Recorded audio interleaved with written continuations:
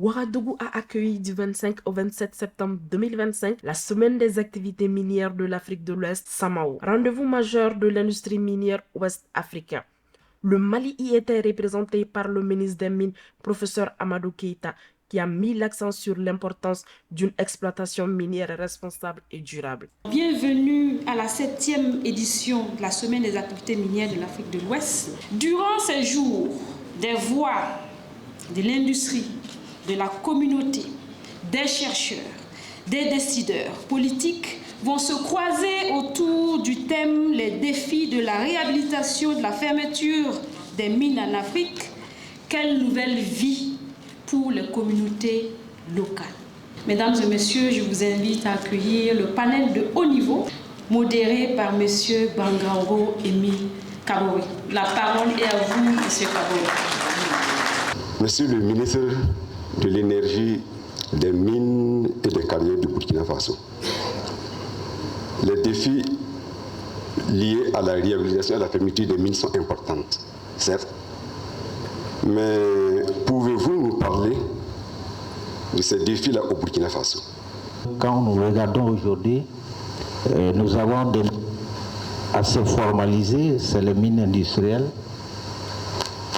qu'elles soient de petite ou de grande taille, et les semi-mécanisées. Là-bas, c'est plus simple, mais quand nous partons vers les mines de type artisanal, les enjeux, les défis deviennent encore plus énormes, parce que c'est des exploitations assez sauvages et sans véritablement des règles minimales à respecter. Merci, Monsieur le ministre. Je voudrais, avec votre permission, interpeller Monsieur le ministre en charge des mines du Mali. Qu'est-ce qui garantit le succès de la réalisation et de la fermeture? Donc vous pouvez vous donner la parole, Monsieur le ministre.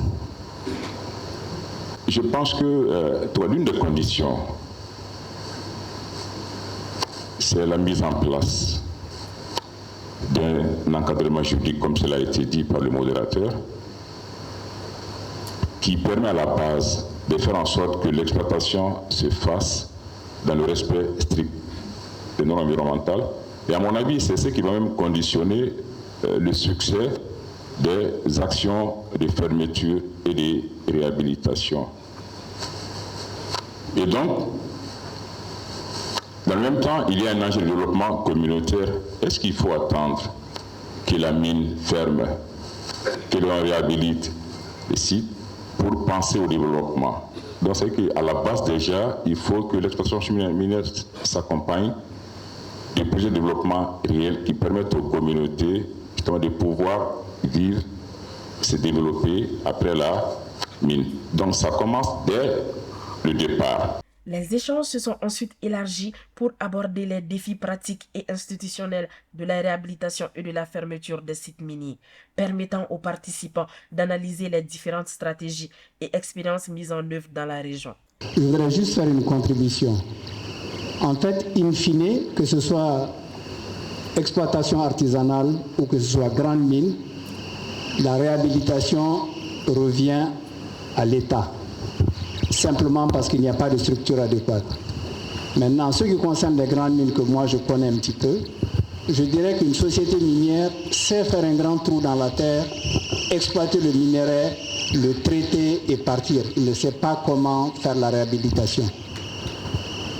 Pour faire court, je suggère qu'au début de chaque exploitation, quand l'exploitation commence, qu'on mette en place une commission de fermeture de la mine dès le départ. Le thème de cette édition, c'est la fermeture et la réhabilitation des sites miniers et quel avenir pour les communautés locales. Alors, pourquoi est-ce que ce thème est pertinent pour l'industrie minière? C'est parce que quand une mine est dans une localité, elle crée un écosystème économique où il y a un ensemble d'acteurs qui arrivent à avoir des retombées de l'exploitation minière. Mais quand ce projet finit, qu'est-ce qu'ils deviennent? Donc, c'est un ensemble de points sur lesquels cette édition va se pencher et les réflexions vont certainement nourrir les décisions à venir sur la réhabilitation. Cette participation du Mali à la SAMAO 2025 illustre son engagement à promouvoir une exploitation minière durable et responsable, conciliant performance économique, protection de l'environnement et avenir des communautés locales.